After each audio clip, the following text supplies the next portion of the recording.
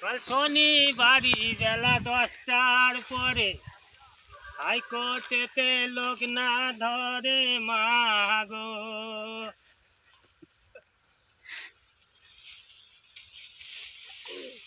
তাই অভিরামের দ্বীপ চালান হয় ক্ষুদিরামের ফাঁসি। একবার বিদায় দে মা, ঘুরে আসি। হাতে যদি থাকতো ছোড়া, তোর ক্ষুদিরাম পড়তো কি ধরা মাগো। তাই অভিরামের দ্বীপ চালানো হলো ক্ষুদিরামের ফাঁসি। অভিরামের দ্বীপ চালানো হয় ক্ষুদিরামের ফাঁসি। একবার বিদায় দে মা, ঘুরে আসি।